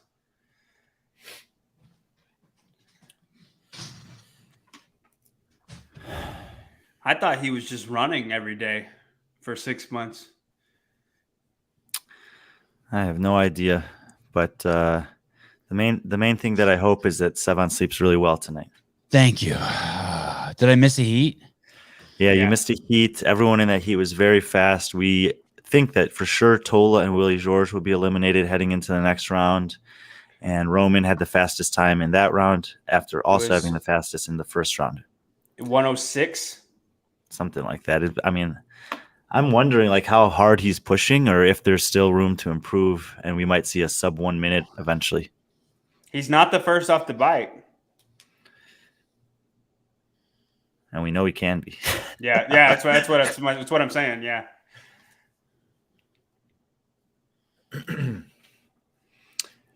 Yeah, that did seem faster. At least the second heat was definitely that round was definitely the fastest heat we've seen yet. Yeah, this is an interesting comment from Maddie, and that's why it was kind of cool that Rogue made it the last event in their competition. Is it unfair? He's always asking the question that we asked earlier, and yes, like there's a degree of where you would say yes, but I think the fact that it's the last event of the day today is okay. Like all of these athletes, and they don't have to compete till 4 p.m. tomorrow. It's not like they have to wake up at 6 a.m. and go to whatever. So they'll all be able to go home, do their normal recovery, get some food, get as long as sleep as they want, do some body work in the morning, and all of them should be prepared, regardless of the amount of work that they have to do today. If you don't have to compete till 4 p.m. again tomorrow, they have protocols and routines in place to get ready to go. So I don't think. Well, it is a different amount of work that they have to do. I don't think that it's. I don't think it's a poor decision. For people who are listening who can't see, basically the question was the people who the winners of this event obviously have to do it 3, 4, 5, 6 times, right? What 5 times? 5 times. So someone might have to do this workout 5 times, and someone else might only have to do this workout 1. And the question is, hey, since this is in the middle of the competition, is that unfair to those guys? And Brian is saying no, they're conditioned well enough and their recovery is good enough to where it shouldn't matter too much. And the scheduling is appropriate so that they can recover from it. It's Since the last workout for today. Yeah. And they don't have to work out again until tomorrow evening. Okay. Sometimes what happens, like it's happened at the games before, where athletes will finish, an hour before other athletes finish an event on the Friday night for whatever reason, and then they have to wake up and compete Saturday morning early. And in those situations, I would say that extra hour in the evening is a big advantage. I had 4 cups of Good Dude's coffee, and now I'm drinking a Perrier. And I think I had 3 pieces of bacon today also, and that's it. I fell asleep. I've been up since 3:50 a.m. No hard cheese this morning? No hard cheese this morning. Is there a cheese shortage in California? No, thank God. We've been struggling with cheese over here. Really? In Chicago, you guys got cheese issue? Some people were talking about that last night at the holiday party we had. I mean, it seems like there's a shortage of everything. No, I don't drink CBD drinks unless they're free at the hotel. I don't do CBD stuff. I don't do any. I'm a good dude. I do BPA in my plastics. That's it.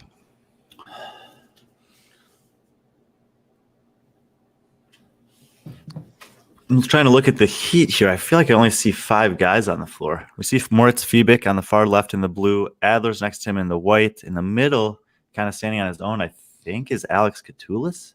Oh, here comes Lazar. So I think it's Lazar, Alex Catoulis, and then on the far right, Elliot Simmons and Mohamed El Omda. And so we saw El Omda win his first heat, and here he's seated towards the back of the advancing athletes. So even though he looked good against that heat, I think that there's actually a pretty big gap in performance here from the top 8 guys to the rest of the field. I liked how that chick just walked in front of the camera like it was Mystery Science Theater 3000 or some shit.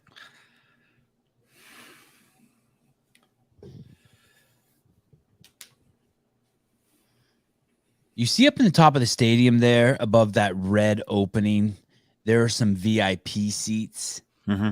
Yeah, those are always there. And they are shakes. Oh, they are shakes? Mm-hmm. That means dudes with a lot of money who are related to the right people. Mm-hmm. That's what a shake is. Chic. I wonder if they're offended by Shake Shack. That's cultural. Or shake weight.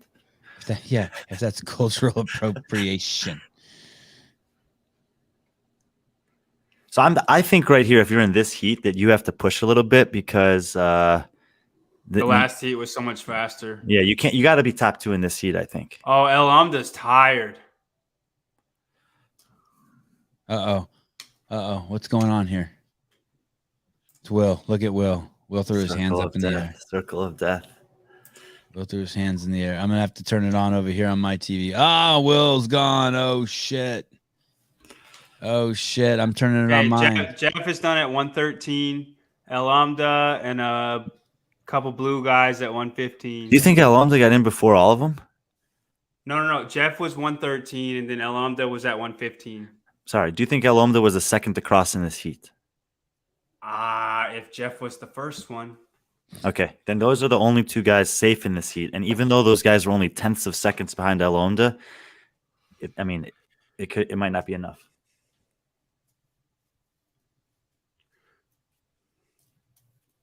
Oh, Ricky Gershwin said Ricky is cut. I like Eric. They found you and turned you off.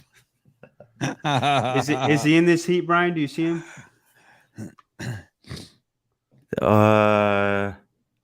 Wait, this is a repeat. Yeah, yeah. So this already happened. What we're watching right now. Yeah. We're a little behind. I know. Willie. I couldn't refresh mine either to the present. It's a trip. Oh, he's just we're trying to see. Stay here for a second. Yeah, Jeff was the first one, and then El Omda. No, but you see how close he was with Lazar? Yeah.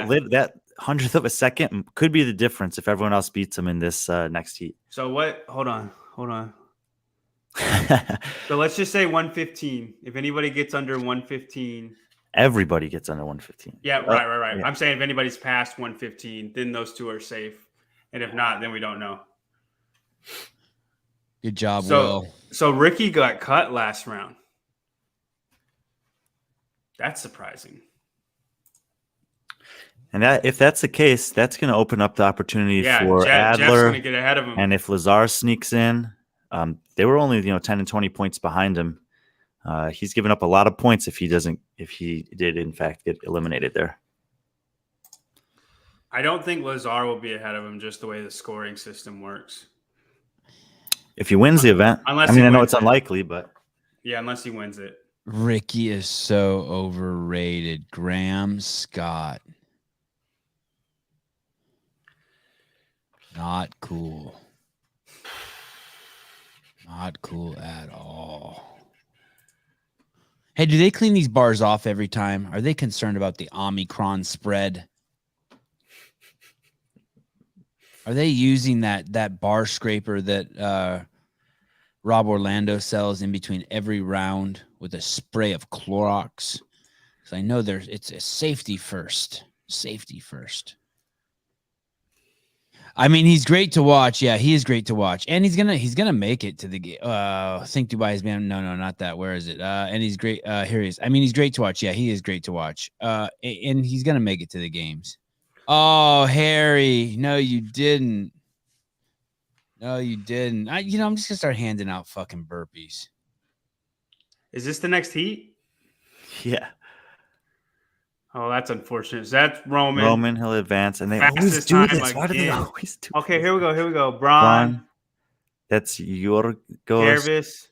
All these guys are still faster. Whoever's the last person on the floor right here is the one guy that might allow both Lazar and Alomda to advance, but we're not going to see it. I like the down the line they have. They should do that immediately once the first person finishes. I like when they show the first person's finishers back for a while, so I can't say anything else.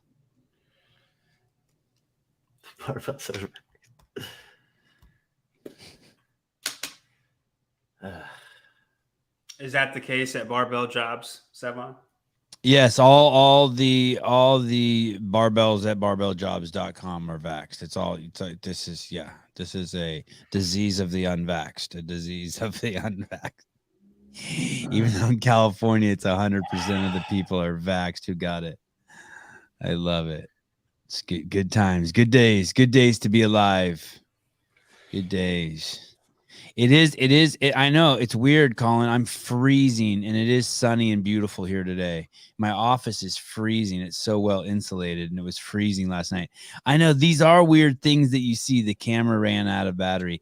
I mean, they do so much right here, and yet you see those things, and it's a little weird. You can be trans-vaxxed if you like. I don't know what that means, but I'll pass. Thank you, though, for the opportunity to sign in. Willie, what's up, baby? What's going on? How did we get? Oh, here we're coming back. Here we go. So we got one more heat to figure out who the winner is of this event. No, this should be the semifinal heat. So the last 8, but it's only going to run in. It will run in one heat. Where are the guys right now? I don't even see them on the floor. They're all they're getting double vax. Ah, good. Before the semis. They're getting their hands sprayed with antibacterial soap right now. You think this is Roman's to lose right now? Oh, for sure. He's not only had the fastest time in each round, but he's gotten faster every round. The event. This particular the overall competition. Yeah. Well, we thought that when before it started. Nothing's changed. I mean, just the fact we talked about it. The fact that Ricky beat him on day one in those workouts it's not that surprising. We wanted to see him lift. We wanted to see him on the floor here. And we know, like, Roman has been doing this. He's been beating everyone in Europe and all season. I'm just restating. This is kind of how we thought it would shake out. Roman doesn't really have any weaknesses. And we expected Adler and Ricky to be fairly close. I mean, that was kind of what we were thinking. And probably after tonight, they will be. I mean, it looks like I think the reason Ricky gets so much hype is just because he has this thing that he's just better at than everybody else in all of the CrossFit world, and nobody else is really close. But looks like El Omdo made it through. This is great. I'm happy for him. there you go, El And Omdo. Lazar got through. So whoever was last in the second heat, which couldn't tell who it was. Was it Houdet? No, I think I see Houdet on the top of the screen. Wait. Yeah, I think that's Houdet over there, bending down, fixing his bike, second from the top. Braun's up there. So we got Braun, Roman, Lazar, Jeff. Where's Jeff at? There's a lot of people out there. Let's wait till I get on the bikes.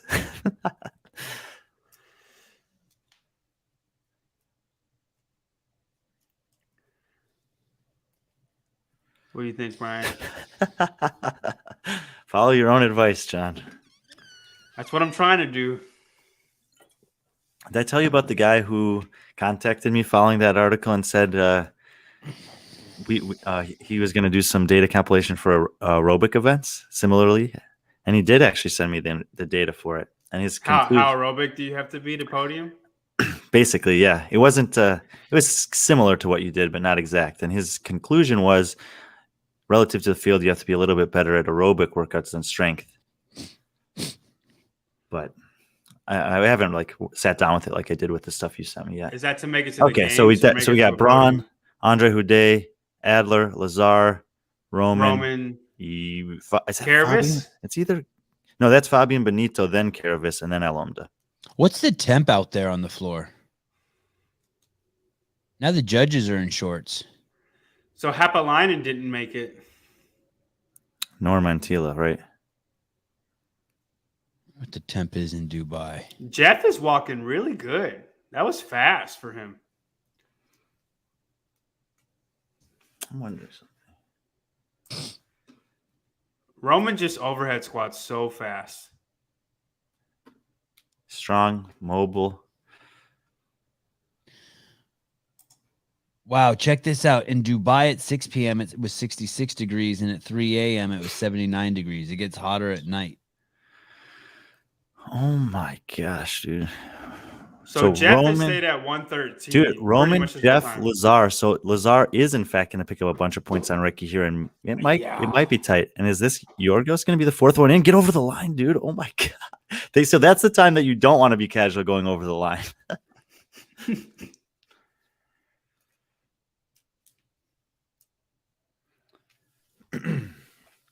So we think that the final four will be Roman, Lazar, Jeff Adler, and Yorgos Karavis. And you know what? Yorgos has looked pretty good. This was the guy that Christoph was talking about. Just competed last week in the Madrid Challenger Series. Christoph took third at that. I think he was. I can't remember if he was first or second.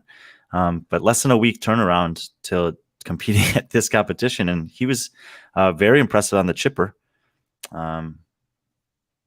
And then he's obviously made a top four here.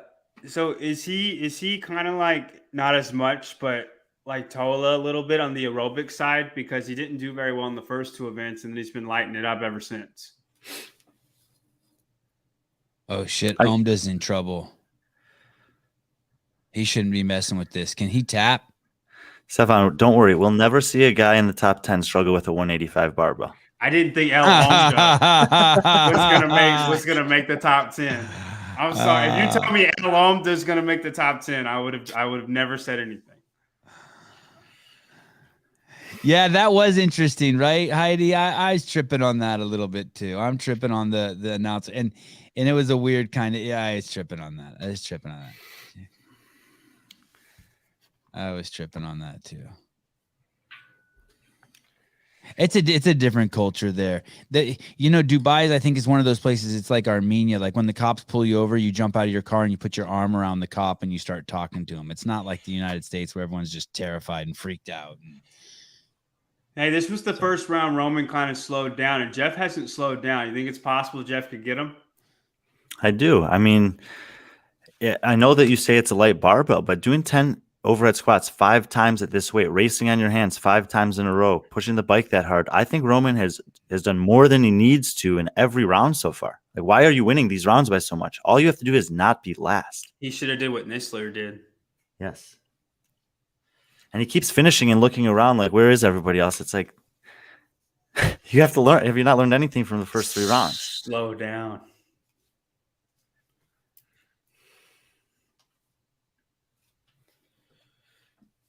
Anyway, yeah, that's definitely what I'm watching here. Roman's 4 for 4 on winning the round. But the only round that matters for the event win is this one. You know? Lazar's scraped by in the round of 12.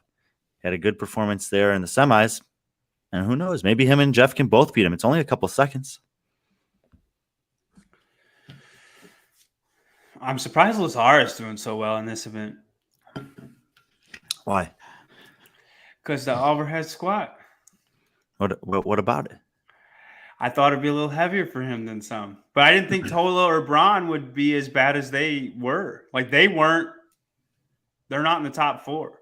You know what I mean? And I thought they would blow this up. And they haven't. They did not, no. I think Lazar is one of those guys that probably can cycle like high percentages of his lifts pretty well relative to others. And I agree, but so can Ricky. You know, I expected the same from Ricky, and he didn't. You know what I actually think cost Ricky on this one was the bike. He was like 5 seconds behind most of the guys getting off the bike. You think he overpaced it? Maybe. I mean, it's hard. Or maybe he thought he could make up more time on the handstand walk. I don't know. Well, it seems like the people who are doing the best at this event are just the fittest people. And, like, a specialty doesn't matter. It's just whoever's the fittest, other than Ricky. I mean, think about it. Roman, Jeff, Lazar, and then the great El Omda. Hey, what was the limiting factor for Ricky? Was it the overhead squats? He just said the bike. Who said that, Brian? Yeah. That's what it seemed like, was that he was 5 seconds or so behind most of the guys on the bike, and he just wasn't able to make it up.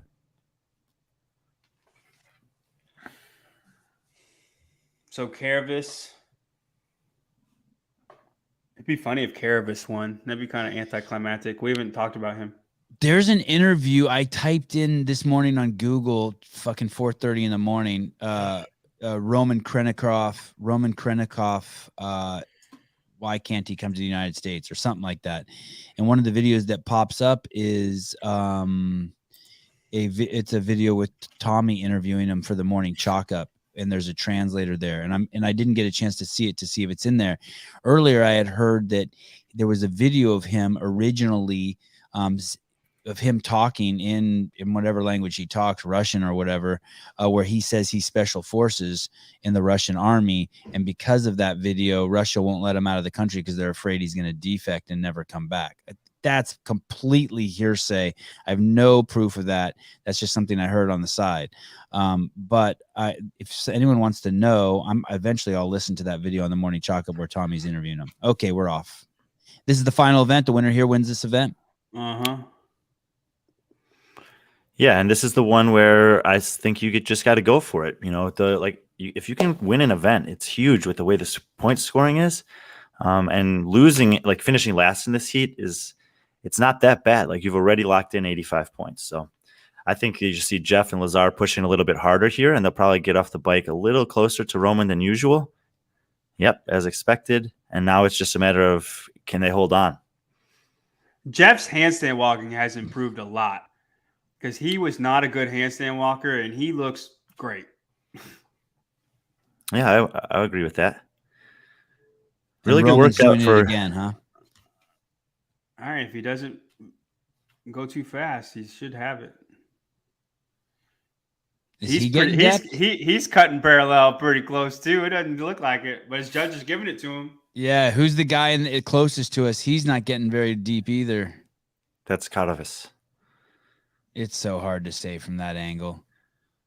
So he was slower again, but so is everyone else. So clearly the rounds are taking their toll. And Jeff's actually going to take last out of the 4 guys. Oh my gosh, Jeff! This is a good finish for Lazar, man. This is a good finish for Lazar. It was. I think Lazar did the best out of this event compared to what we thought was going to happen.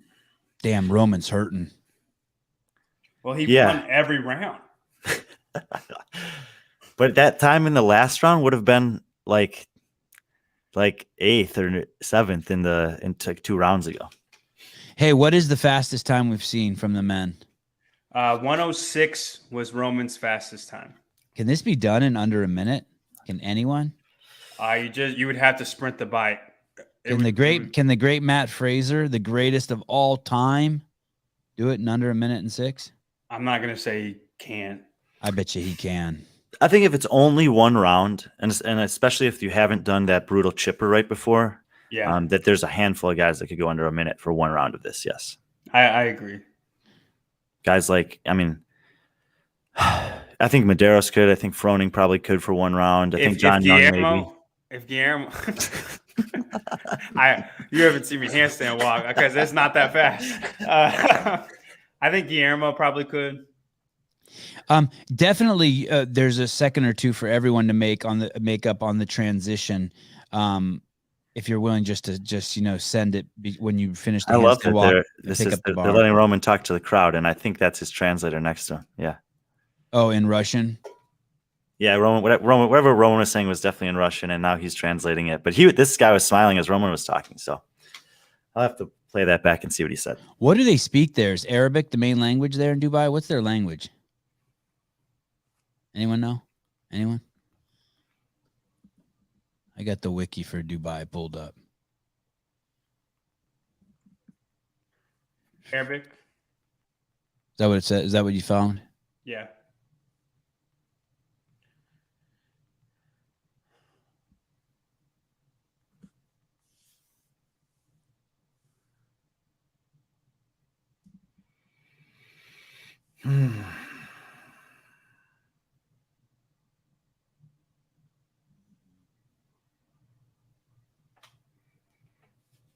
What's happening here? What are we doing? Well, Roman's just talking. He seems like he's having a good time. That's it. Are we done for the day? The athletes are done for the day. Yeah. Yeah. Oh, that's crazy. And my day's ruined. When does tomorrow start? Why is your day ruined, Sevan? Because I've been up for too long and my eyes are burning. Like I was gonna go to Big Sur today and I just can't. It would just be unsafe. I think I'm gonna go take a nap. Yeah, I'm probably gonna take a nap too. I gotta work all evening. Go get some food. Yeah. Okay. Let's recap this again. Who are the top 3 for for this event? This was event number 4.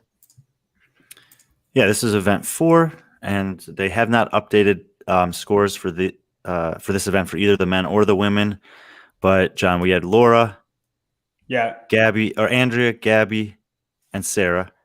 Was it Gabby then Andrea, or Andrea then Gabby? It was Laura and then Andrea and then Gabby and then Sarah. So those are the top 4 for the women. And then the overall leaderboard, Laura she has a pretty decent lead over everybody, and then Sam Briggs and Kristen Holte Gabby and Kristen Holte are going to be pretty close for second and third. And I think Sarah Sigmund's daughter is going to make a big jump because she was in 10th before that event, but she was only 11 points behind 5th, and she scored 85 points there. Yeah. So she might be all the way up to 5th after this. No, well, Nistler. Where's Nistler? Oh, that's right. Yeah, it depends how far Sam Briggs falls down. So it'll probably be, yeah, you're right. It'll probably be Laura, Gabby, Kristen, Briggs, Nistler, Sarah. Those will be the top 6. Yeah. And then for the guys, the top 4 were Roman.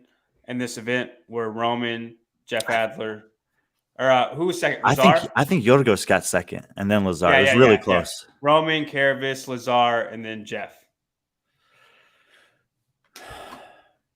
And then overall for the guys, it looks like Roman will be in first. Not by the same amount as Laura though, but he'll have a decent lead for first, and then Jeff will be in second. Right? I think it's going to be Roman, Jeff, Lazar, Ricky. But Ricky and Lazar are going to be really close. Yeah. Yeah. So Ricky and Lazar will be really close for third and fourth. Jeff will have a little bit of a lead in second, and Roman has a decent lead over everybody. The interesting thing is that the guys behind, like those were the top 4 coming into this workout. And then the next guys, Willie George, Elliot Simmons, Henrik Kapelainen, and Luka Jukic, all did pretty bad on that event. And it's pretty tight in that range, especially from Elliot Simmons down. So we could see a shakeup in that 5 through like 15 area. But the top 4 are, I think at this point, the top 4. They're the top 4 we thought coming in.